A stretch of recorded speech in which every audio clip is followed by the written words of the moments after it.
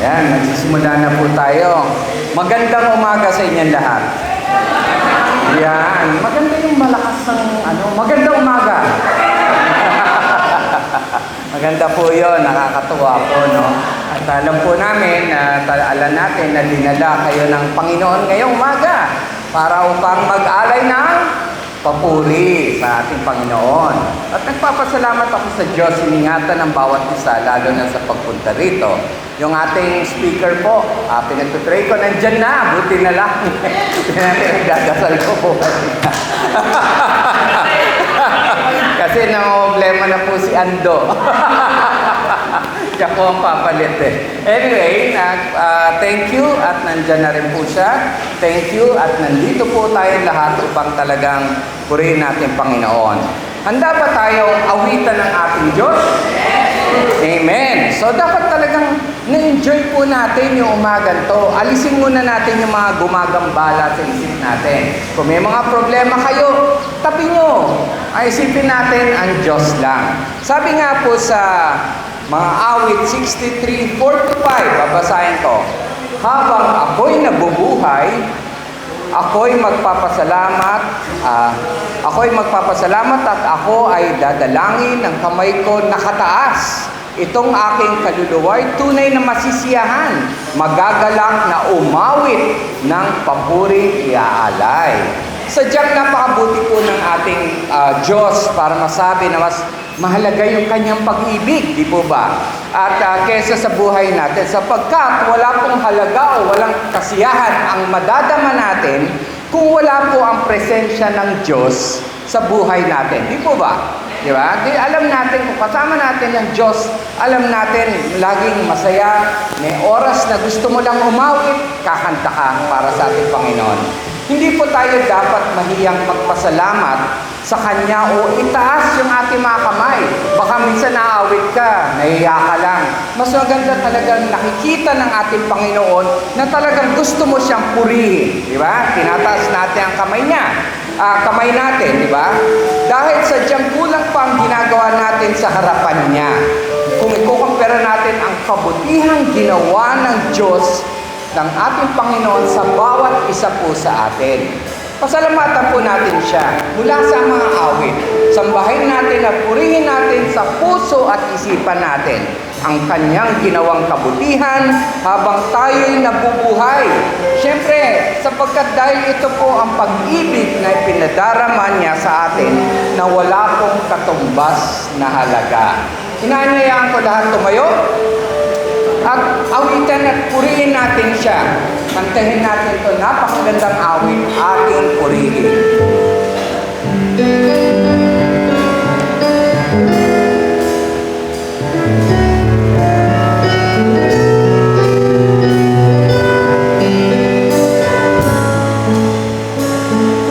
Ating purihin.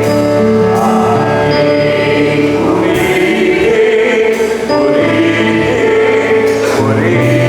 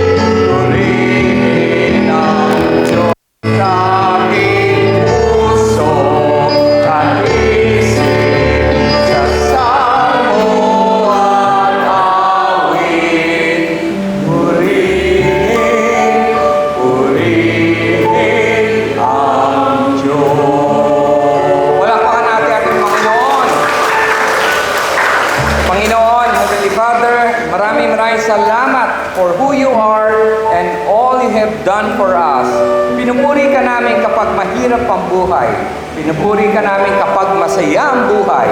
Pinipili namin pasalamatan ka sa lahat sa buhay namin. Ikaw lamang narapat tumanggap ng kalwalhatian. Ikaw ay tapat. Nag-aalala ka sa lahat ng bagay na may kinalaman sa amin. Kami ay nagpapasalamat sa inyong banal na Espiritu na umaaliw sa amin sa panahon ng takot at pagdududa. Salamat sa lahat na iyong ginawa para sa amin, nakikita at hindi nakikita.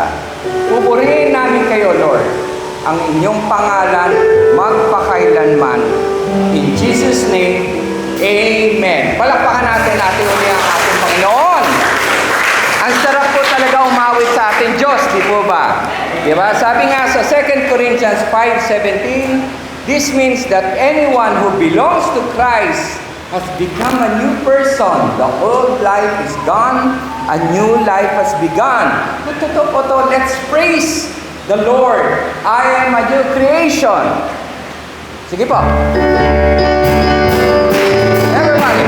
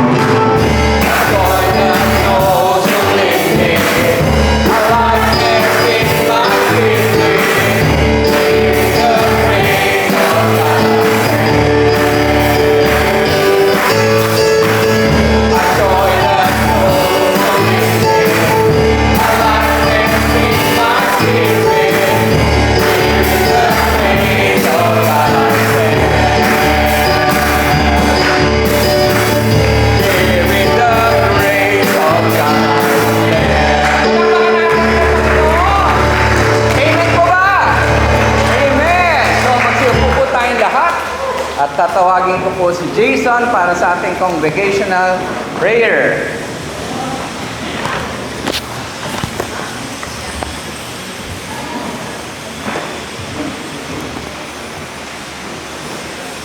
Magandang umaga po. Sige po, samahan niyo po ako sa panalangin. Ngayon, pinupuri ko po namin, pinasasalamatan sa umagang ito.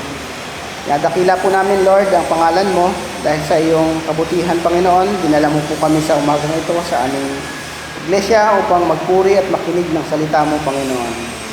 O Lord, nawa ay pagpapalain mo ang bawat isa sa amin at gabayan, Panginoon, kami sa pagkinig ng salita mo, O Lord, sa umagang ito. Lord, dalangin namin na patuloy ka pong mamuhay sa bawat isa sa amin. Lord, dalangin namin ang mga bawat kapatid namin, O Lord, na wala pa po dito, gabayan mo po sila. Pag-iingatan, Panginoon, samahan sa kanila, saan po sila naroon, Panginoon. Patuloy po, O Lord, kaming nananalangin sa bawat isa, O Lord. Dalangin namin, Panginoon, ang pagkapalang espiritual sa pamamagitan ni Kristo, O Lord, ay sumaamin po sa bawat isa, O Lord. Panginoon, nawa ay salita mo, ang banal na espiritu sa umagang ito ay manamnam namin, Panginoon. Dalangin namin, O Lord, ang gabay mo sa araw-araw sa bawat isa sa amin. Sa mga kapatid, O Lord, at mga manggagawa na patuloy na papagamit sa iyo, O Lord, sa paglilingkod, pagpalain mo po, Panginoon. Patuloy na provision para sa aming iglesia, sa bawat isa, tinataas namin ito, O Lord, sa iyo. Panginoon, tinataas din po namin ang guidance, Panginoon, wisdom, at protection, Panginoon, at provision sa bawat isa. Nataas namin, Panginoon, ang buong council, ang patuloy mong pangunguna sa elders at deacons, sa mga desisyon na mga ginagawa, Panginoon, para sa aming iglesia. Nataas din namin, Panginoon, ang gaganapin na 30th anniversary ng Batasan Outreach sa March 16. O Lord, pagpalain mo po, Panginoon, ang aming iglesia sa lugar ng Batasan. Gabayan mo rin po, O Lord, ang i-preach doon, Kuya Ton. Patuloy ka pong mag-iingat, Panginoon, sa mga miyembro sa lugar ng Batasan. Pagpalain mo po at naway, patuloy na lumago at magkaroon ng paggalang at pagkatakot sa iyo, Panginoon. Lord, patuloy ka pong kumilos din sa mga Sunday school kids, dito sa Doña Carmen, sa Batasan. Patuloy po nawa na dumami pa ang mga bata at hindi lang po ang mga bata, Panginoon, ang pamilya rin nila ay makakilala sa iyo, Panginoon. Lord, salamat sa mga gurong nagtuturo sa kanila, patuloy mong ginagamit, Panginoon, sa pangunguna po ni Ate Nona at ni Ate Oxy, Panginoon. Lord, patuloy kayong kumilos sa mga evangelism ministry, patuloy na gabay sa mga Bible study group, sa Doña Carmen, sa Batasan, Panginoon. Patuloy ka pong kumilos, Panginoon, sa mga gawain na ito. Nawa ay patuloy na magkaroon ng pagkauhaw sa salita mo, Panginoon. Patuloy ka pong sambahin, dakilain, Panginoon. Nataas din namin, Panginoon, ang mga preacher ng aming iglesia. Ikaw po ang manguna sa kanila at nawa ay maipahayag ng mabuti ang salita mo sa kanilang paghahanda, Panginoon. Bigyan mo po sila ng lakas ng kaisipan, wisdom, Panginoon, upang mapaghandaan ng maayos ang kanilang pagbabahagi ng iyong salita, Panginoon.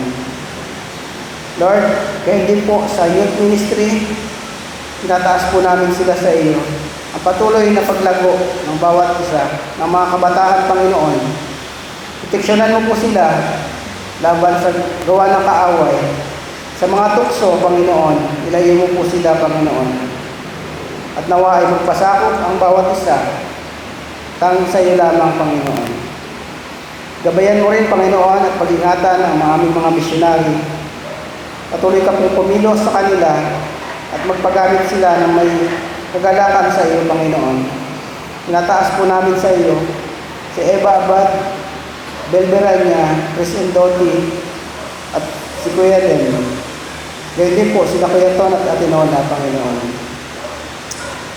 Lord, patuloy na proteksyon at provision sa aming iglesia, sa bawat mga miyembro, Panginoon, na nangangailangan. Dalangin din po namin, Panginoon, ang kagalingan ng aming mga kapatid na may sakit. Ikaw po ang magkaloob sa kanila, ang kagalingan. Ipuin po ang kanilang mga katawan, Panginoon. At pagkalooban mo rin po, Panginoon, ang mga pangailangan para sa kanilang mga gamot, sa kanilang patuloy na paggaling, Panginoon. Lord, tinataas din po namin sa iyo ang aming bansa, Panginoon. Patuloy ka pong kumilos at mag-ingat sa bawat leader ng aming bansa. Naway maglingkod po sila, Panginoon, na may takot, paggalang sa iyo, Panginoon. Maglingkod na may katapatan, Panginoon, sa aming bansa. Tinataas po namin, Panginoon, ang darating na eleksyon ngayong 2025. Nawa ay maluklok yung mga maglilingkod na nararapat, Panginoon. Maglingkod na may takot at may katapatan, Panginoon. Lord, nawa ay mapili rin po namin, Panginoon, yung mga nararapat na tao, Panginoon, para sa aming bansa. Dalangin namin, Panginoon, ang kaunlaran ng aming ekonomiya, ng bansang Pilipinas, Panginoon. Nawa ay lumago, Panginoon, ang aming agrikultura at magkaroon ng sapat na supply ng mga pagkain at pangunahing mga pangangailangan. Nawa ay bumaba ang mga bilihin at makasapat, Panginoon, para sa mga mahihirap. Dalangin din po namin, Panginoon, ang gabay mo sa bawat ahensya ng gobyerno na magkaroon ng karunungan ang bawat opisyalis ng aming bansa, Panginoon. Gawin nawa ng mahusay ang kanilang mga tungkulin na may takot sa iyo, may sagawa ang kanilang mga programa na makatutulong sa bawat mamamayan. Dalangin din namin, Lord, ang patuloy na pamamagitan mo sa mga kaganapan sa West Philippine Sea. Nawa ay magkaroon, Panginoon, ng kapayapaan at maalis, Panginoon, yung mga pangaharas na ginagawa ng bansang China, Panginoon. Ikaw ang proteksyon sa mga mandaragat na naapektuhan, Panginoon, sa ganitong mga gawain. Nawa, Panginoon, maghari ka po sa aming bansa. Hindi lang po sa aming bansa, Panginoon, kundi sa buong mundo. Magkaroon po ng kapayapaan ng bawat isa, Panginoon. Maraming salamat po, Panginoon.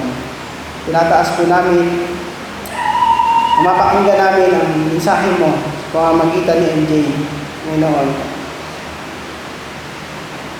Lord, may sa buhay namin at may sa puso ang mapapakinggan sa umaga ito, Lord.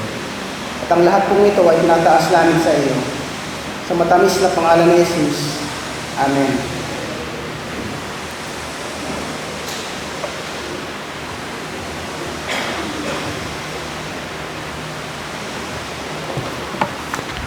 Maraming salamat, Jason, sa mga panalangin. May nabasa ko ako. Basahin ko po sa inyo. May ilan ito. Life gets tough at times. Problems can arise and conflict can make us feel crazy. However, we need to remind ourselves that God is bigger than our problems, is bigger than our situation, and is able to do above and beyond all we ask or imagine. This song that we are to sing reminds us of the greatness of our God. The lyrics in this song contain great reminders as we preach to ourselves and remind our hearts that God is able to handle whatever problem we're facing, able to get us through the situations that feel bigger than we are, able to give us wisdom in conflict and strength during difficult times. As we declare to God the truth of who He is, we declare to ourselves the same truth and remind our hearts that God is powerful and greater than we can give Him credit for. Let's all be reminded through this song that He is our Almighty God. Sabi nga po sa Ephesians 3:20-21, now all glory to God, who is able, through His mighty power at work within us, to accomplish infinitely more than we might ask or think. Glory to Him in the church and in Christ Jesus to all generations forever and ever. Amen. Tuloy po tayo lahat at tawitin natin itong awit na para sa Panginoon.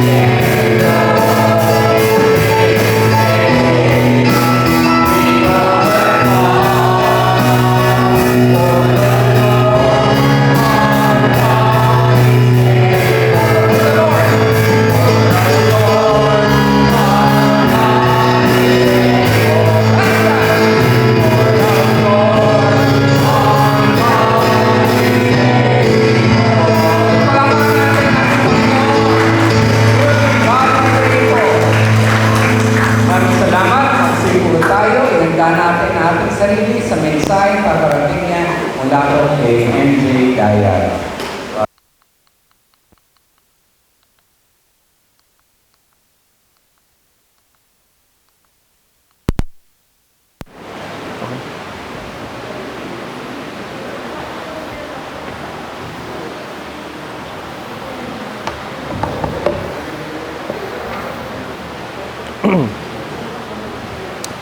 1, 2.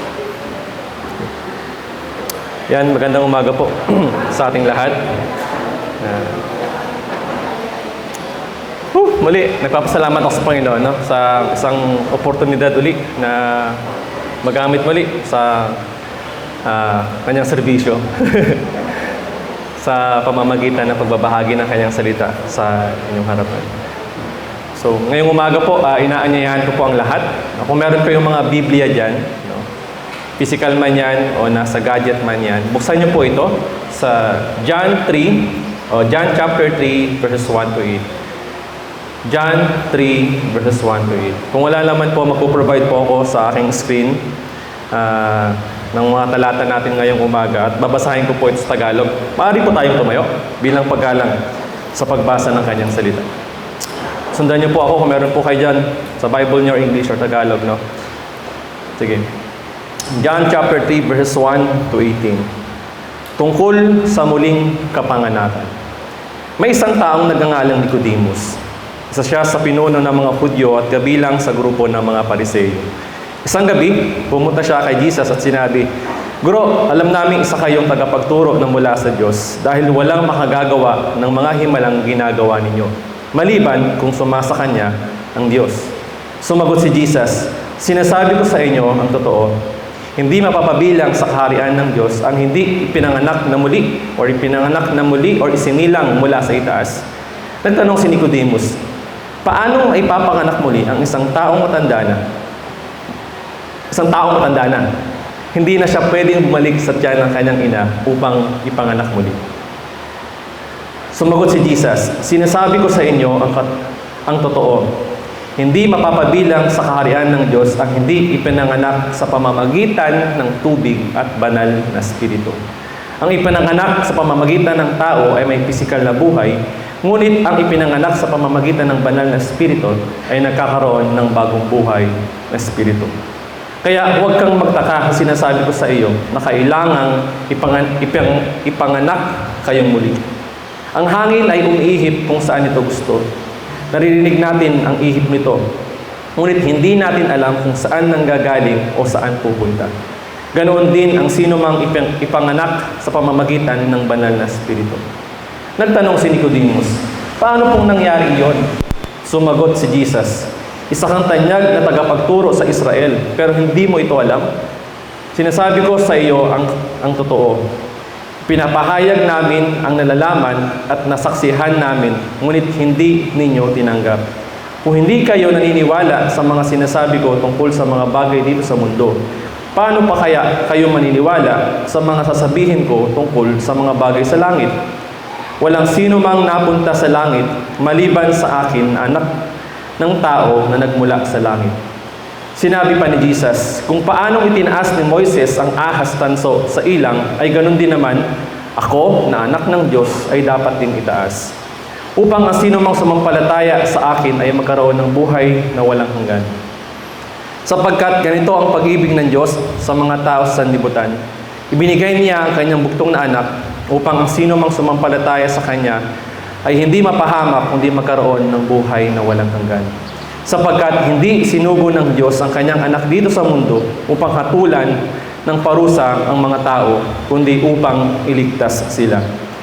Ang sumasampalataya sa Kanya ay hindi hahatulan ng kaparusahan, ngunit ang hindi sumasampalataya ay hinatulan na, dahil hindi siya sumasampalataya sa isa-isang anak ng Diyos." Manalangin tayo. Panginoong Jesus, kami po ay nagpapasalamat sa umagang ito na pwede kaming makapagpuri sa iyo, pwede kaming makapakinig ng iyong salita. Nalangin namin, Panginoon, na ang iyong mga salitang sasabihin sa amin ngayong umaga ay manamnam namin. Sa ganon ay makita namin yung nais mo, yung purpose mo sa buhay namin bilang iyong mga anak. Lord, ikaw po ang pumagitna sa mga oras na ito. Ihanda mo po ang aming puso at ang aming isip sa pakikinig ng iyong mensahe ngayong umaga. Ito po ang aming dalangin sa pangalan ni Jesus. Amen at amen. So, makaupo na po tayo. So, isang beses natin binasa yung ating talata, pero kung mapapansin po ninyo, meron po dong salita na paulit-ulit na sinasabi si Jesus. At ito ay tungkol sa kapanganakan or born. No? Kung titignan niyo ulit yung mga Biblia niyo, no? Pwede niyo ulit basahin niyo, no? 8 times pinaulit-ulit ni Jesus yung mga salitang ito. And sa paulit-ulit na sinabi niya, mga talatang ito, mga salitang ito, ipinanganak or born, si Jesus ay hindi nagpe-pertain sa ating physical na kapanganakan or physical birth. Kundi ang tinutukoy ni Jesus dito ay spiritual na kapanganakan or spiritual birth. Okay? So ang pagsapon natin ngayong umaga ay tungkol sa bagong kapanganakan or spiritual na kapanganakan. So ang kapanganakan po na tinutukoy dito, kasabi ko lang kanina, ay spiritual birth, no? Pero sa atin mga tao, no, tayo po ay bago tayo maranasan yung spiritual birth, naranasan muna natin ang physical birth. No? Yung physical birth, ito po yung tayo ay iniri ng ating mga nanay o yung nilupa, sabi nila ng Oxy. O yung iba naman dito, hindi iniri. Alam mo yung hiniwa ay CS, no? So hindi na naranasan yung panganak mismo, no? So lahat tayo naman dito ay pinanganak, no? Sa mundong ito, hindi naman tayo naniniwala na nanggaling tayo sa unggoy, no? Wala naman. So tayo lahat ay pinanganak sa mundong ito. Naalala ko tuloy yung kwento ni Lola Tinay, Lola, mama ni Mama Norma, malamang, no? Na ipinanganak ako sa bahay lang. Saan yung panahong iyon ay napakalamig. No? No, ma, mas nakaupo si Mama doon. Tapos yun, nakita yung experience na hindi ko alam kung ano experience ng mga nanay nyo nung kayo ay inirin at nasilayan ng mundong ito, no? Pero yung experience nila ay kakaiba. No? At talagang, alam mo yun, it's the will of the Lord na kung bakit tayo narito sa mundong ito. Dahil siya yung may akda, no? The author and perfecter of our life. And nagpapasalamat tayo sa Kanya. Yun ang physical birth. Pero ang spiritual birth refers to the experience of being spiritually reborn through faith in Jesus Christ. Naunawa po ba natin? Spiritual birth, ito ay tungkol sa ating pananampalatayang ginawa kay Jesus Christ. Okay? Sa pamamagitan ng pananampalatayang ito, no, tayo, mga Kristiyano, ay tinanggap si Kristo bilang ating Panginoon at tagapagligtas. Kaya tayong tinawag na born again. So, being born again is not a religion. Ang pagiging born again ay hindi isang relihiyon. Ang born again is a relationship with our Lord Jesus Christ. Mga kapatid, paano pag tinanong kayo ng iyong mga kasama o ng iyong mga kaibigan at nakikita nila kung ano yung ginagawa ninyo? Jonas, anong religion mo? Mostly, ang sagot natin, Christian po or born again po. Tama naman yun, no? Pero sinasabi ko nga sa inyo kanina, born again is not a religion. Pagka kayo ay sumagot sa iyong kaibigan, well, hindi ako naniniwala sa religion. Dahil ako naniniwala sa relasyon sa Diyos. Kaya sabihin nyo, kapatid, hindi ko alam kung paano sabihin sa kanya eh. No? Wala akong religion, pero meron akong relasyon sa aking Panginoong Jesus. Pero din sa biodata, di ba pagka nag-fill up kayo ng biodata, nakalagay doon religion. Before, ang nilalagay ko doon, born again eh. Pero ang nilalagay ko doon, ngayon, relationship with God, relationship with Jesus. Nakakatawa, pero yun na lang yung kalamitan, no? Na nagiging sagot natin. Pero this time, gawin natin yung kung ano yung nararapat. Born again is not a religion. It's a relationship with our Lord, Jesus Christ. Okay. So, pagiging born again natin, nagsisignify ito na yung panimula, yung beginning of our life of obedience, spiritual growth, and deepening relationship with our Christ. Kasi sa storya po na binasa natin kanina about kay Nicodemus, meron po tayong mga ilang punto na makikita doon kung paano natin mararanasan ang bagong kapanganakan or pagiging born again. Siguro sa ilan sa atin, refresher course na po ito. No? Pero sa ilan, sa mga bagong mananampalataya, kailangan nyo pong malaman ang bagay na ito. No? Kailangan nyo pong malaman ang bagay na to. Bakit tayo tinawag na born again? No? O bakit natin kailangan maranasan ang spiritual birth? Number 1, sa ating unang punto, acknowledge the need for spiritual rebirth. Acknowledge o kilalanin ang pangangailangan ng spiritual na kapanganakan. At makikita po natin to sa mga talatang verse 1 hanggang verse 7. Babasahin ko po sa inyo. Sabi nga doon, may isang nagngangalang Nicodemus, no? Isa siyang pinuno ng Hudyo, isang Pariseo. So meaning, he is a religious person. No? So ngayon, ginawa ni Nicodemus, pumunta siya kay Jesus ng gabi. Hindi ko alam bakit gabi. No? Pero may purpose si God kung bakit. No? And in-interrogate niya or nagtanong siya kay Jesus. No? Siguro naisip niya may mga makukuha pa siya. Ito ang nakakatuwa rito, si Nicodemus ay napakatalinong tao. At hindi nag-stop si Nicodemus na matuto. Especially nung nakita niya si Jesus Christ. There's something about kay Jesus na hindi pa alam. Tama siya ng nilapitan. Mga kapatid, meron na bang lumapit sa inyong kaibigan or kung sino man at nagtatanong sa inyo about kay Jesus? Ito, hating gabi. Sana kung merong hating gabi, nagpunta sa inyo, nagpagtanong about kay Jesus. Pero pag every time na meron nagtatanong sa inyo ng bagay na ito, take the opportunity. Katulad ni Jesus Christ. Kasi kung si Jesus, alam niya matalino si Nicodemus eh. Pwede niyang tsipwerahin yun. Pero si Nicodemus ay nangangailangan ng kaligtasan. Si Nicodemus ay nangangailangan ng pagkaunawa sa kanyang kapanganakan. Kaya, alam yung gabing mismo na yon, dito nagsimula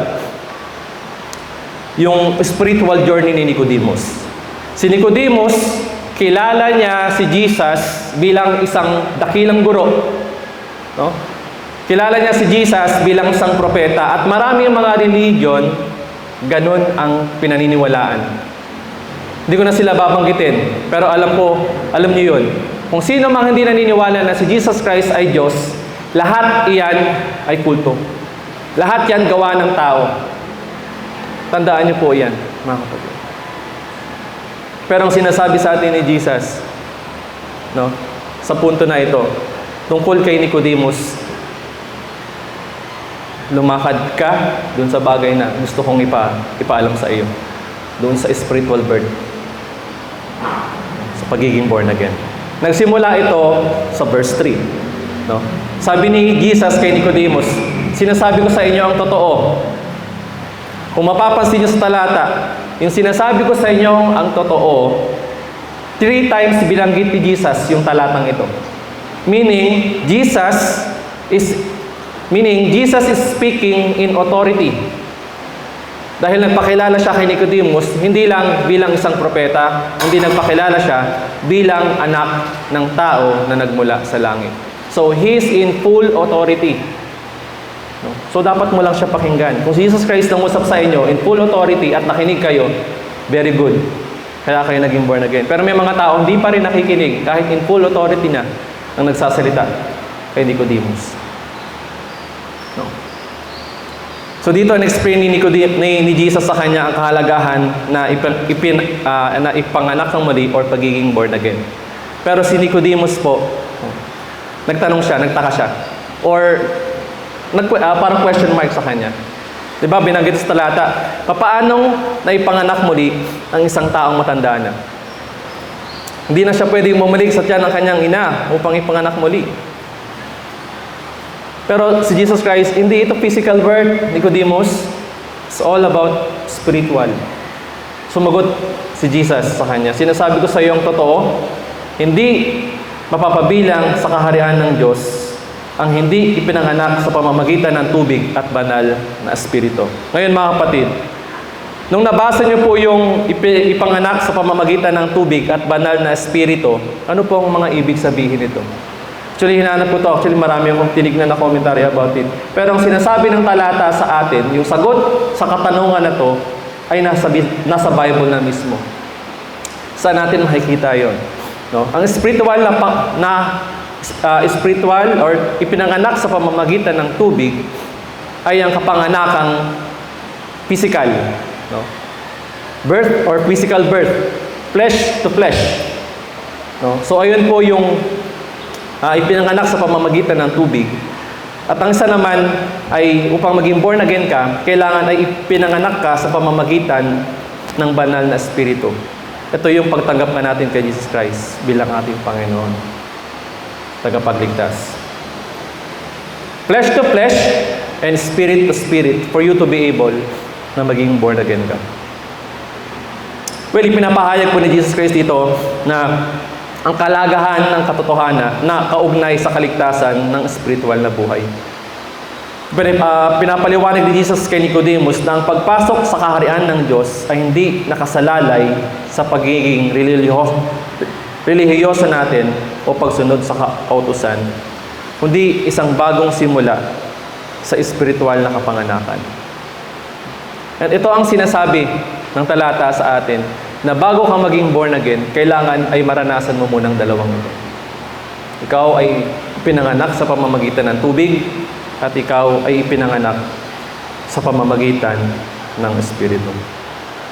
And dito sinasabi ni Jesus Christ, kapag tayo ay naging born again, ang ginagawa nito ay ang pagbabago ng puso at pagbabago ng ating pananaw. When we became born again, nagkakaroon tayo ng bagong identity. No? Nagkakaroon tayo ng bagong identity. No? Identity, isang buhay na ayon sa layunin ng Diyos, na hindi na siya nabubuhay batay sa sarili niyang mga kagustuhan, kundi sa mga layunin at kalooban ng Diyos. Nakita natin si Nicodemus dito, siya ay mataas na tao, no? Mataas ang katungkulan. Ngunit siya ay nangangailangan na makaranas ng spiritual na pagbabago. And katulad din natin, no? Hindi ko alam kung anong antas ng buhay ninyo ngayon, anong katayuan ninyo ng buhay ninyo ngayon. Pero ang bawat isa sa atin ay nangangailangan ng spiritual na kapanganakan. No? Pinapakita ni Jesus na hindi sapat ang ating mga sariling o yung ating pagsisikap para maatin ang spiritual na kapanganakan na to.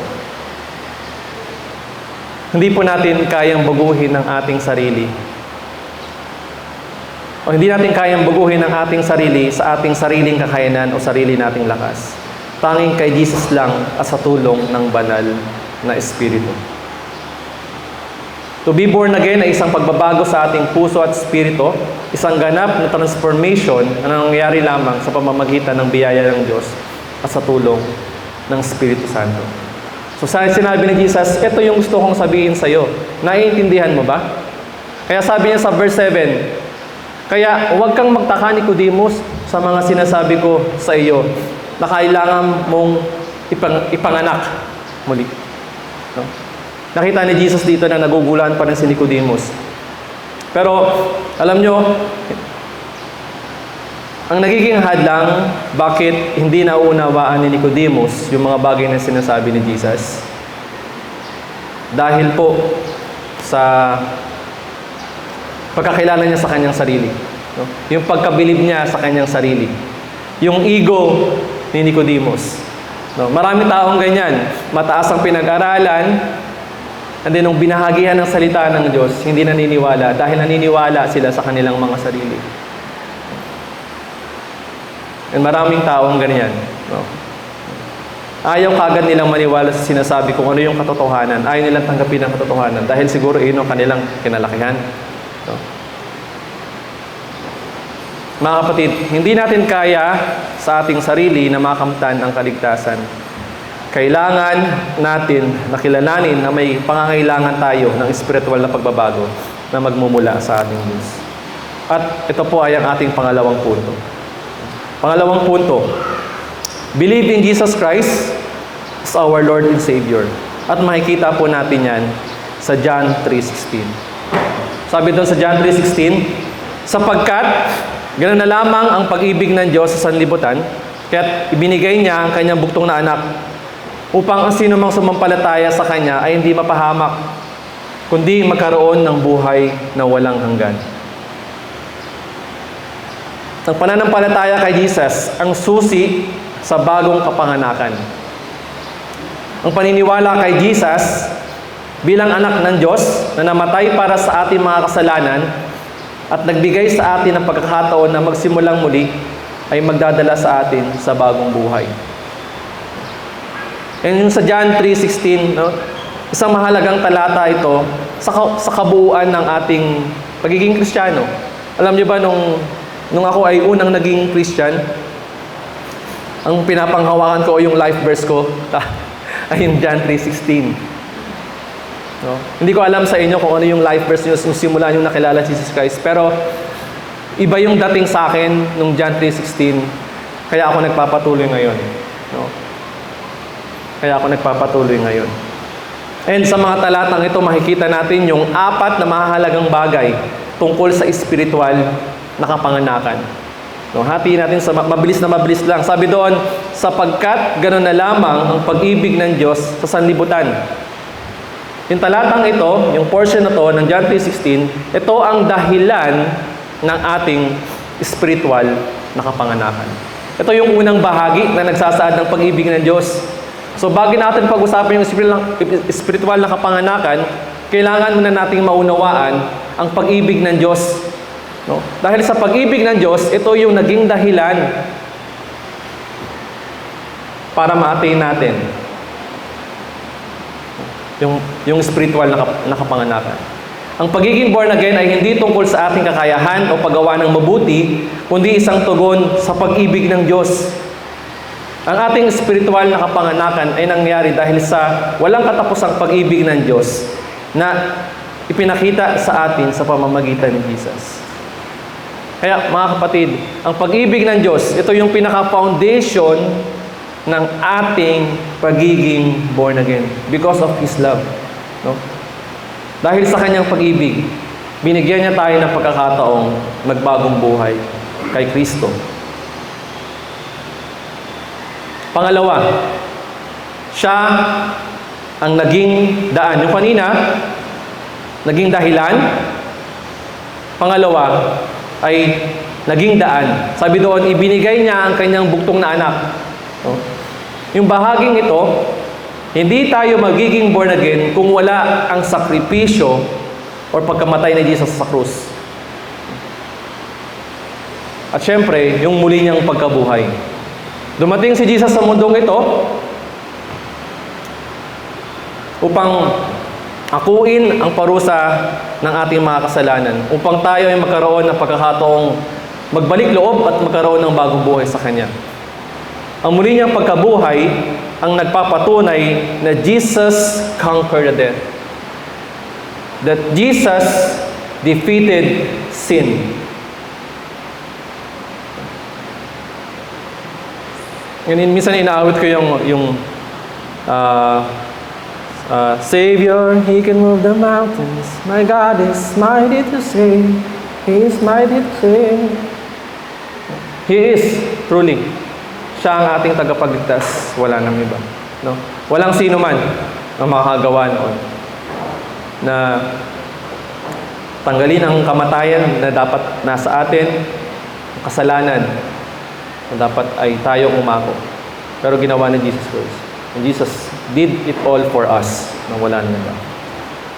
His death on the cross and His resurrection is God's fulfillment para iligtas tayo, baguhin tayo, at maging anak niya tayo. Mga kapatid, kung si Jesus Christ namatay at hindi siya nabuhay, walang dahilan o walang daan na mangyayari. Ang kahulugan ng pagkabuhay ng muli ay ang katunayan na wala ka ng kasalanan.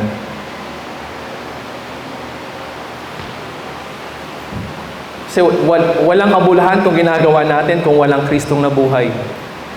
Pero salamat, no? Salamat. Dahil nabuhay siya at sinasabi niya, ako ang Diyos, ako ang daan. Pangatlo, sabi doon, upang ang sino mang manampalataya sa Kanya. Kanina, ang dahilan. Pangalawa, ang daan. Pangatlo, ang pangangailangan ng pananampalataya sa bagong kapanganakan. Sinasabi sa talatang ito, ang susi sa bagong kapanganakan ay pananampalataya kay Jesus. Paniniwala kay Jesus. Paniniwala kay Jesus.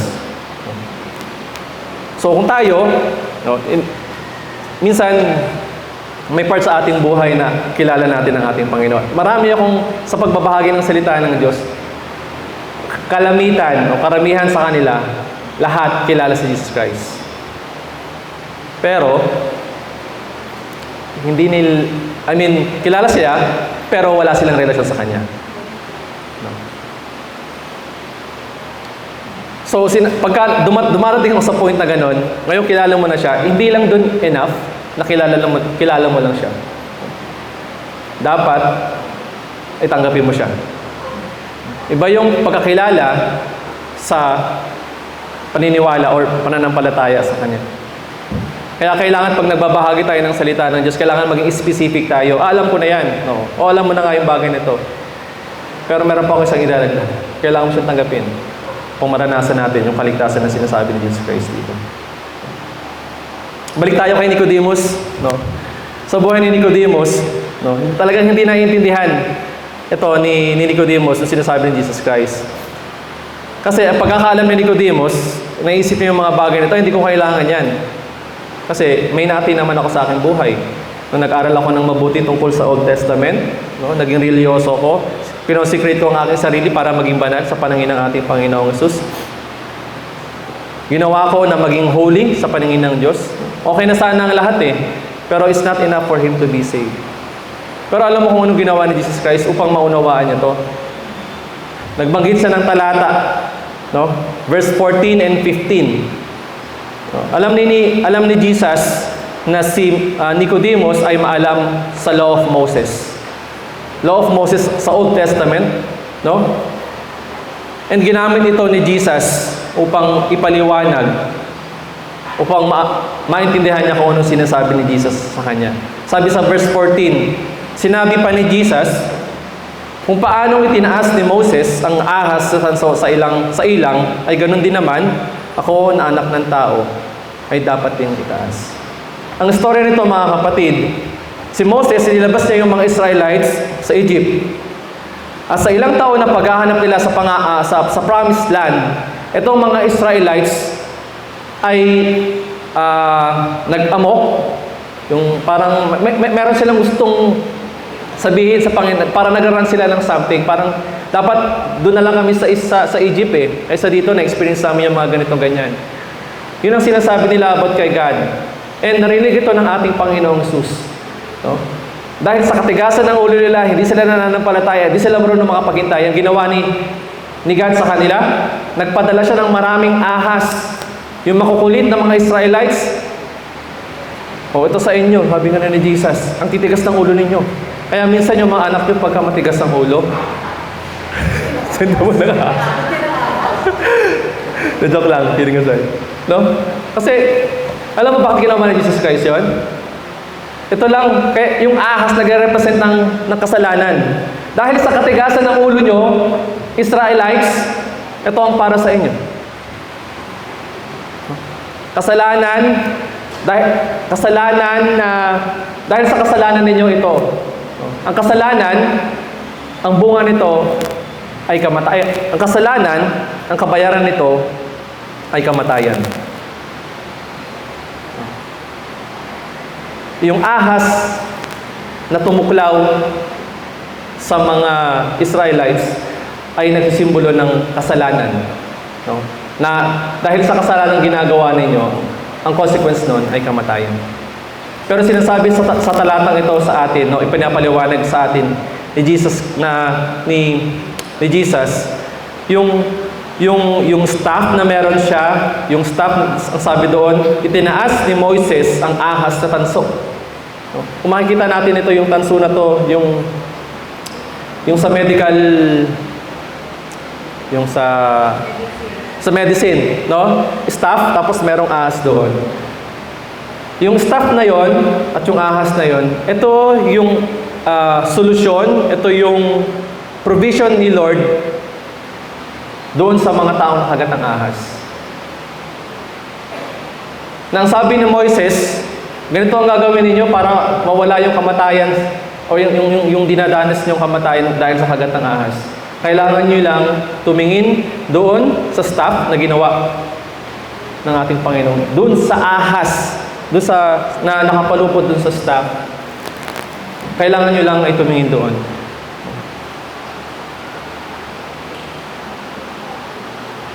At ang kagalingan ay mapapasa inyo. Ang tanging lunas sa kamatayan na gawa ng kamandag ng ahas ay sa pamamagitan ng pagtingin kay Jesus Christ. kagaya ng pagtaas ni Moises ng tukod. No? Mga kapatid, kailangan lamang po nating manampalataya. Kailangan lamang nating maniwala sa ating Panginoong Jesus. Manampalataya sa Kanya. Dahil kung gagawin natin po tayo mananampalataya sa Kanya, sabi doon sa verse 15, upang ang sino mang sumampalataya sa akin ay magkaroon ng buhay na walang hanggan. Buhay na walang hanggan. Mga kapatid, kailangan nating manampalataya upang makamtan ang buhay na walang hanggan. Hindi mo kailangan pagtrabahuhan yon. Dahil tinapos na lahat iyon ni Jesus. No? Kailangan mong gawin, ang kailangan mong gawin ay tanggapin siya at manampalataya sa Kanya.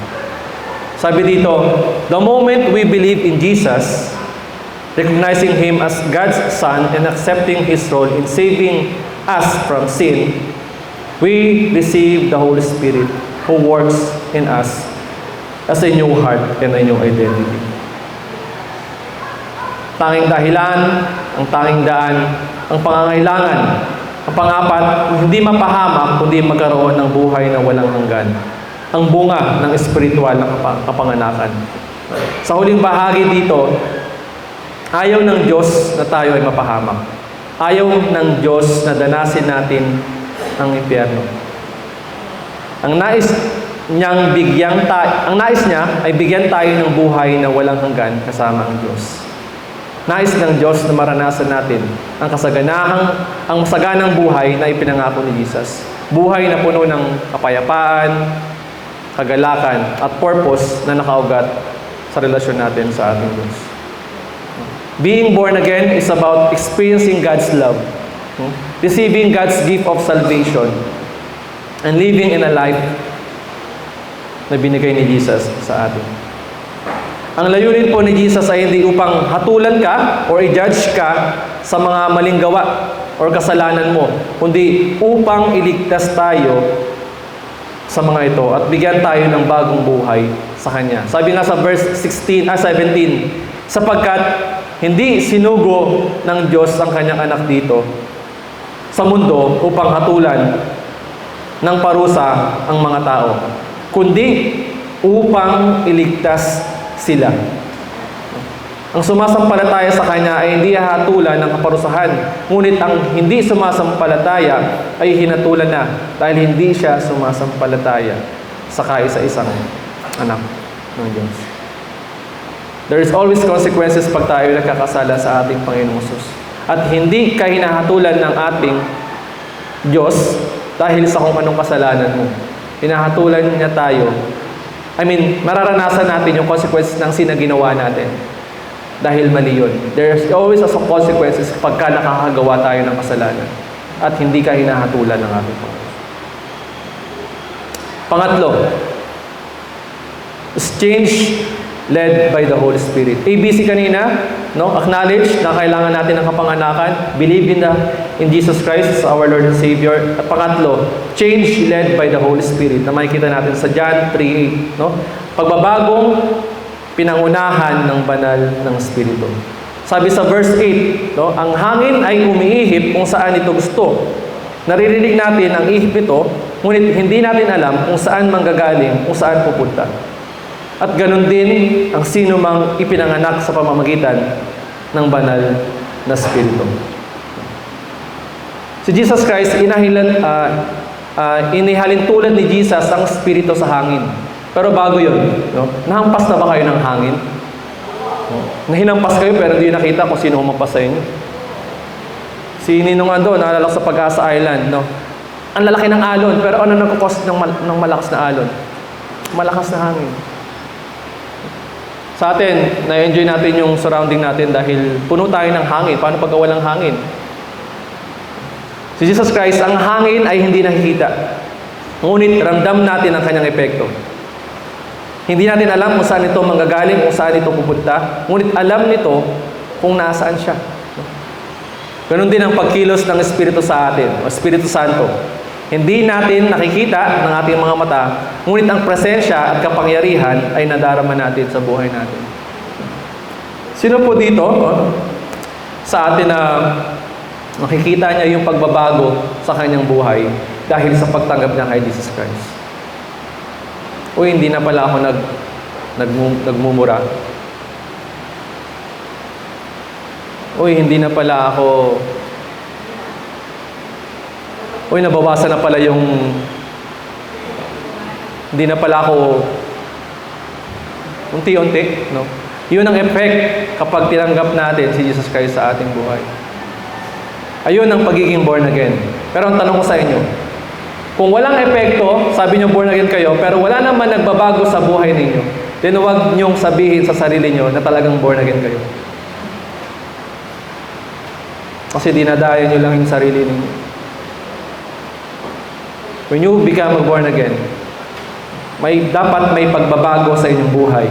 You learn how to pray, you learn how to read the Bible, you learn how to praise Him, you learn how to thank Him. Yung kalooban ng Diyos, no? 2 Corinthians chapter 2 verse 17, no? Ito ang kalooban ng Diyos. Mag-alala kayo, manalangin kayo palagi at magpasalamat palagi. Yan ang work ng Holy Spirit sa ating mga buhay.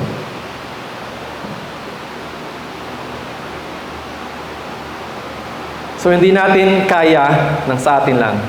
Kung ialaw natin ang Holy Spirit na mag-work sa ating buhay, definitely, yung kapanganakan na sinasabi ng pagiging born again, ay talagang isinasabuhay natin, no? Talagang nararanasan natin. At yun sa tulong ng ating Panginoong Hesus. Ang Espiritu Santo ang siyang tumutulong sa atin, no? Upang magbago ng ugali, magbago ng pananaw, kahit sa ating mga desisyon ng ating buhay. Ang Espiritu Santo ang nangunguna sa patuloy na paglago at pagsunod natin sa ating Diyos. Dahil ang Espiritu Santo ang siyang tutulong sa atin, no? Para maging katulad tayo ni Kristo lalo. The new life, yung buhay na meron tayo ngayon mula kay Kristo, ay made possible through the Holy Spirit. Made possible by globe. Parang naisip ko yun. The new life is made possible through the Holy Spirit, who comes to dwell in us and help us live the life that God intended for us. No? Being born again means that we are no longer separated from God. We are now His children, able to enjoy eternal communication with Him. Wala nang iba. And sa aking pagtatapos, tinuturo po sa kwento ni Nicodemus ang kahalagahan ng paghahanap sa katotohanan. Nakita natin yun kay Jesus. Pag-unawa ang spiritual na pagbabago ay kailangan. At pag-unawa na ang pananampalataya kay Jesus ang tanging paraan upang maranasan ang tunay na spiritual na kapanganakan. Hindi ito tungkol sa ating sarili, sa ating pagsisikap, kaalaman sa relihiyon, o katayuan sa lipunan, katulad ni Nicodemus. Kundi ito ay isang personal na pagbabago sa pamamagitan ng gawain ng banal na Espiritu. Kaya si Jesus Christ ay naparito upang mag-offer sa atin ang buhay ng walang hanggan. Hindi sa pamamagitan ng sarili nating gawa, kundi sa pamamagitan ng pananampalataya sa Kanya.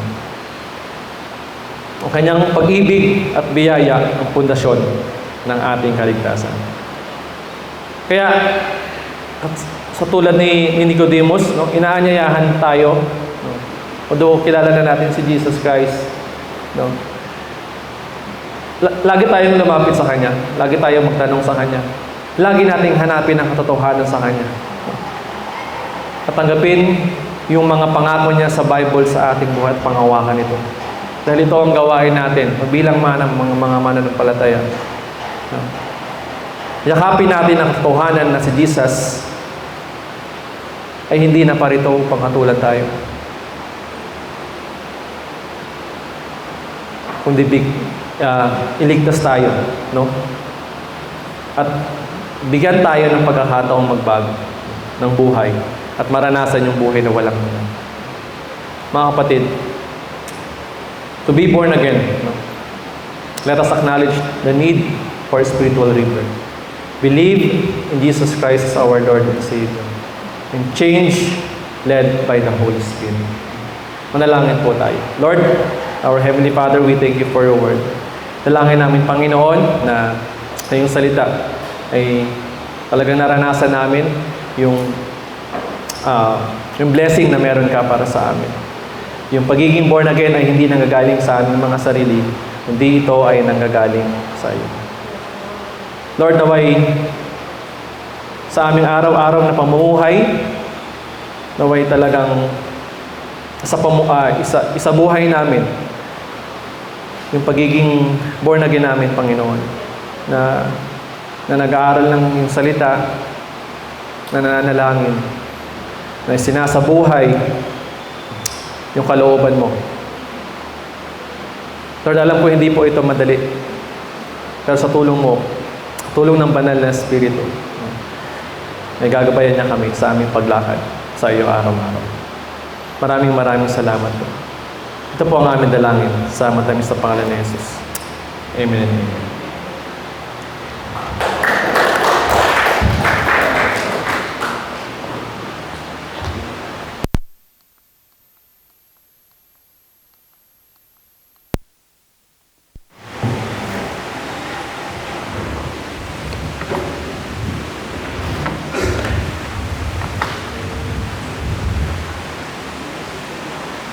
Ngayon, ginagawa natin sa first Sunday of the month ay paghahayag na paglaan sa kaligtasan mula sa kausahan ng kasalanan ay sa Panginoon Jesus. Ngayon ay paghahayag na tayo ay nag-iisa sa mga iglesia, sa mga kasama natin na tumanggap tayo kay Jesus bilang pagkulitas sa Panginoon. Ang komunyon ay paghahayag ng ating pakikisa kay Jesus. Dahil ang komunyon ay pinag-utos ni Jesus. At ang komunyon na ginagawa ay pagsunod sa kanyang utos sa atin. Noong huling supper, kumuha si Jesus ng tinapay.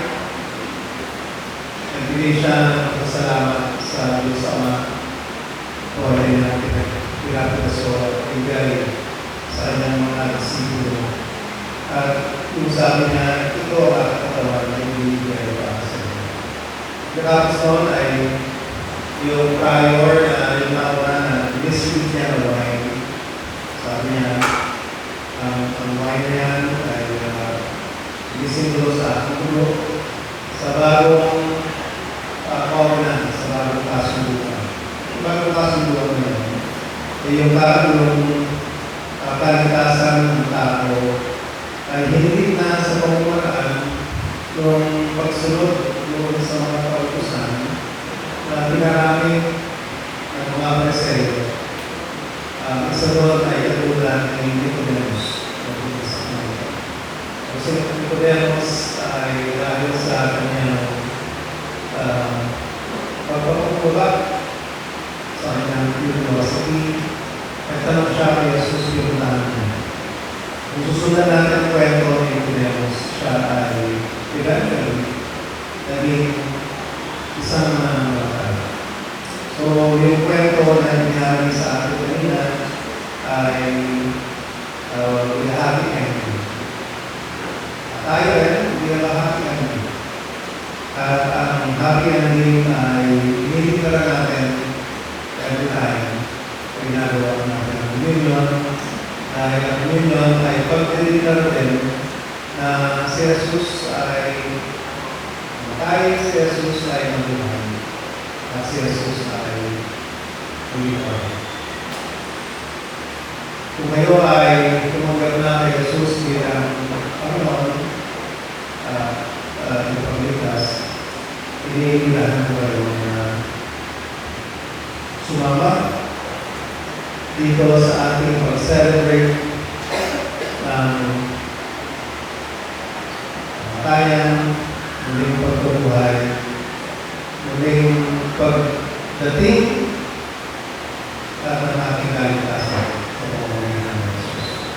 Tingnan ko tayo, ako po yung natin ang mahal natin.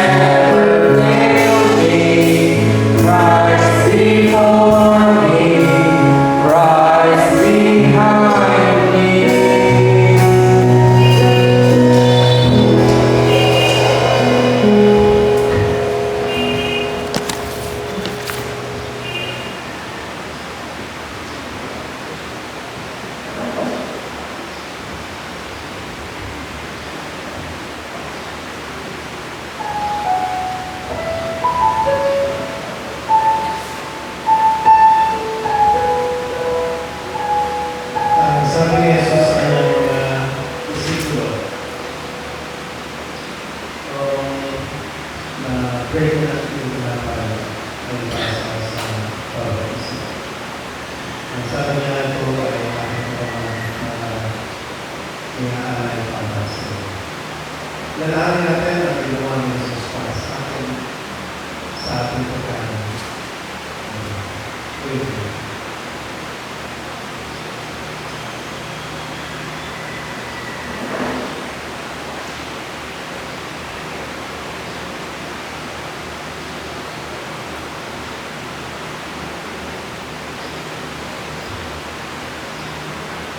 Para sa mga makaan ay kinuha ni Jesus yung kanyang opa ng wine.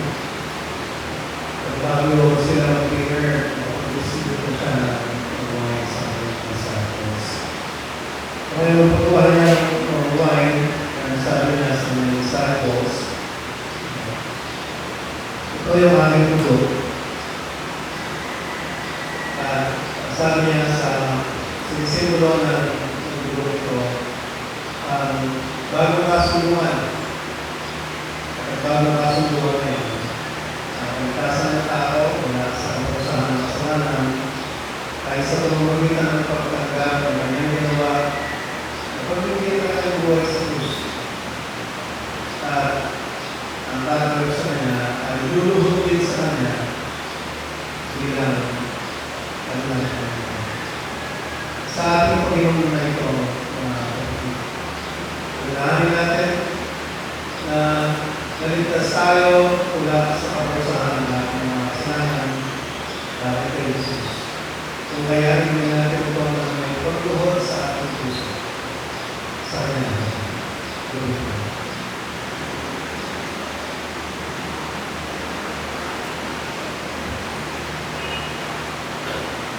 Panginoon Jesus, salamat sa ginawa mo para sa amin. Salamat na ikaw na Diyos na magkaan na siya rin bumaba upang maging tao at sa iyo paglangin ay ibigay mo ang buhay sa Diyos para sa aming mga kasalanan. Salamat Diyos ako dahil ibigay mo si Jesus para sa aming mga kasalanan. Kaya hinutan mo ang Panginoon na yung kaligtasan namin sa wala sa kasalanan ay naraman namin, maranasan namin sa buhay ko, pamanay ito sa pamamagitan ng Panginoon ang pagsunod sa iyo dahil na inikilala namin bilang namin Panginoon. Salamat po sa iyo. In Jesus' name. Amen.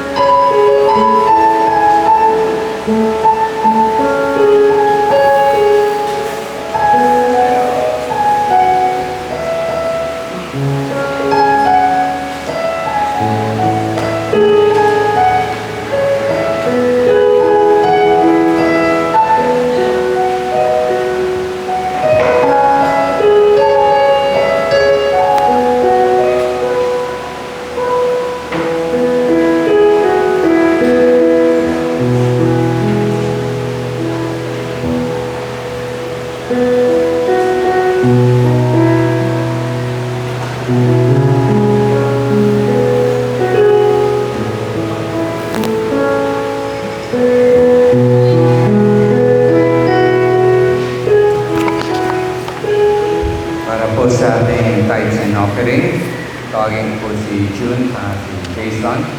At saka mamaya po, social concern po natin, the first Sunday po ng buwan, iikot din po.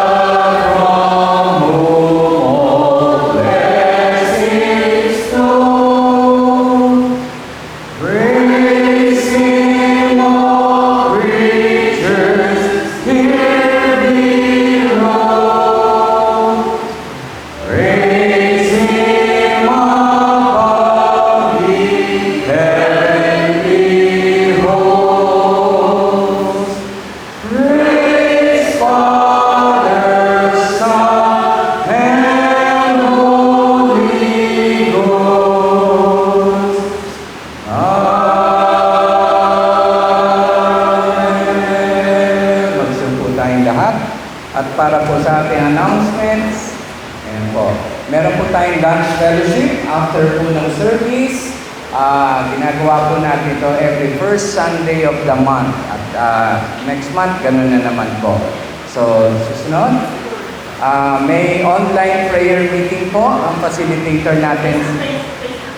Face-to-face po. This coming Wednesday. Okay, 7 p.m. po. Okay, sa March 5.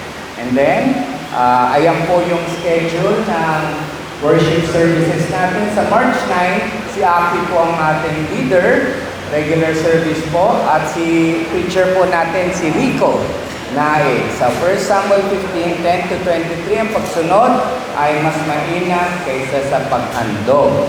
Ayan po. Ngayon, paalala lang po sa ABCO, meron po silang fundraising, piso kada araw para sa ating Pastors Wellness Fund. Ayan, tuloy-tuloy po rin po yan. Okay? And then ngayon, tatawagin ko po si MJ para doon po sa National Assembly na sila po yung ating representative doon sa ABCO. Mabilis lang po na update, no? Sa kaganapan sa 51st National Assembly na naginanap po sa Baguio, no? At ito po ay ginanap last Tuesday and Thursday. Kami po ni Erica ang nagkaroon po ng privilege na makadalo po sa ABCOP National Assembly na ginanap nga sa Baguio. Ayon po sa aming experience doon, so first time po namin ni Erica na makadalo sa ganitong malaking event na meron ang ABCOP. No? Ang totoo ay sinasabi na Ninong Ado at Ninong po. Ang totoo ay ka talaga doon, pastor. No? Although, yan, marami rin naman sa amin na hindi mga pastor, pero part po sila ng church leader, no? ng simbahan nila. So meron pong 371 na delegates na different churches, no? And purihin ng Diyos dahil sa buong duration po ng event, talagang puno ng pagkilala sa kabutihan at pag-ibig ng Diyos para sa bawat isa. Masaya po at nakaka-bless na sa pagkakataon ngayon na makakilala, no, ng mga makakilala ng mga different pastors sa iba't ibang lugar. And even si Mama, binili lang ako, John, i-meet mo yung mga pastor na sa Cagayan, ha? Eh, sinabi ko naman kay Mama, paano ko gagawin yun? Ang dami-dami. And by God's grace, nakita kami. Siguro mga one break nung first day namin, yung nakita namin. Gusto kong tawa ako. Kayo po yung mga Cagayan, nag-iitaw sila. Sabi ko, okay, nagalit lang ako. Tapos, ayun, nag-take kami, pinahito ko kay Mama. Yung mga classmates na nakita niya doon. And salamat sa Panginoon. No? Isa rin pong highlights, yung sa event na yun, ay na-witness ko yung investiture ceremony of our National Minister, new Bishop, Ronel De Lima. No? So may mga, doon, may mga ginagawang mga, paano yun? May staff, may ring, may balabal, no? Nakakatuwa yung mga ganun. Pero ang nakakatuwa sinabi ni Pastor Ronel, no? Hindi position ang hangarin niya, kundi ang magsilbi sa ating Panginoon. In service. Hindi position, but to serve the Lord. No? Tayo yung tumatak sa akin nung habang nag-share siya ng kanyang speech. No? Ang tema po ng assembly na yon ay compelled by the love of God to serve the servants. Compelled by the love of God to serve the servants. And talagang nakaka-bless dahil as personal naging approach yung mga discussion, no? Different people nung makikilala mo. Yung hindi mo kilala, siya yung mga puntahan mo, sila yung maging kagrupo mo. No? And marami kami natunan about sa mga breakouts, even yung mga group discussions na meron natin. And doon, na-experience ko rin doon talaga yung kanina, yung Lord's Supper natin, ang wine. Matindi. Ayun, medyo marami na pong binigay sa akin. Iba rin talaga yun. Naramdaman ko siya. Anyway, ayun. We also encouraged by many people sa event na yun in terms of our waiting na Erica. Actually, yung pagbungan namin doon, nakilala ka namin si Pastor Teng, hindi kami madalas nagkakausap, pero si Pastor Teng, pinag-pray niya kami. Nung nakita kami. So, salamat sa Panginoon. Lord willing na talaga na Lord by God's grace. And ayun, sarap sa pakiramdam na ang dami-daming namin personally. And we are able to encourage one another as servant in Christ. So all praise and honor and glory sa ating Panginoon manalangin. Yun lang po.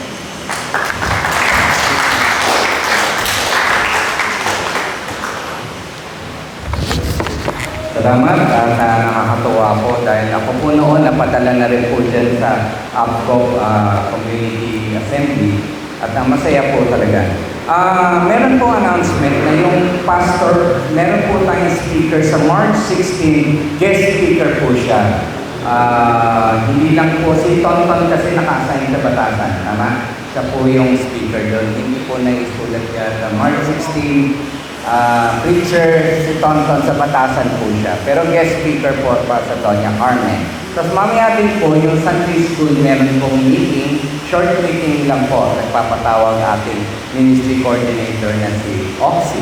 Ngayon para po sa birthdays, ayan, birthday po ni Dong. Happy birthday Dong. Saka si Gina. Wala sila ka si Gina. Ano dyan? Asan? Sa likod. Ayun! Nagkakaroon na tago. Diba? So, awitan po natin.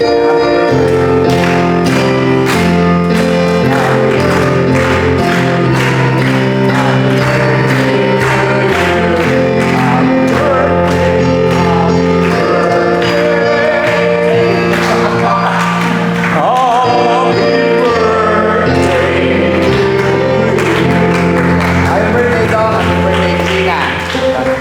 Para po sa amin meditation,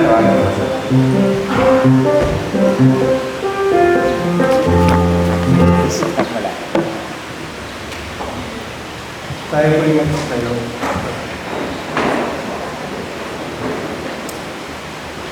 Panginoon, salamat po muli sa pagpapaalala niyo sa amin ang kahalagahan ng may relasyon sa inyo. Natanggapin kayo, manggagaling sa aming bunganga at sa aming puso, Panginoon Diyos. Natanggapin ka bilangan, Panginoon, tagapagligtas upang magkaroon ng relasyon sa inyo, Panginoon Diyos, sa pamamagitan ng pananampalataya. Ngayon, Panginoon Diyos, ay pagalan po namin, may workout ang aming salvation, Panginoon Diyos, that we will not be complacent in just being your son or child, kundi to work out, Panginoon Diyos, na mas lalo ka pang makilala ng mga taong hindi pa nakakilala sa inyo. Patnubahin ako kami, Panginoon Diyos, umatin ng mga Bible study, prayer meeting, attend worship service, in order to strengthen our faith and relationship with you, Father. Thank you, Panginoon, sa inyong salita, na kayo mismo, Panginoon Diyos, ito na nagsasalita sa bawat isa sa amin. Thank you for your love, your mercy, and grace. Tanggapin po natin ang basbas ng Panginoon. At ngayon, tinatagubilin po kayo sa Diyos at sa Kanyang salitang nagpapahayag ng Kanyang kagandahan loob. Ito ang mga pagpapatibay sa inyo at mga pagbibigay ng mga papagpalang nilaan sa lahat ng Kanyang ginawang banal. Sumainyo nawa ang Diyos sa pamamagitan ng kapayapaan. Amen. Hindi ko tayo nakatayo para sa closing ito. Maraming salamat at wala po tayong bisita, no? Final na stage and wala tayong bagong visitors. So anyway, binanggit po sa mensahe ni MJ kanina na sinabi ni Kristo ng ating pananampalataya sa Kanya ay dapat magdala sa atin sa bagong buhay. Dahil tayo ay bagong nilalang na, wala na dapat ang dating tayo. Because we are a new creation. I-claim po natin ito habang inaawit ang katalan.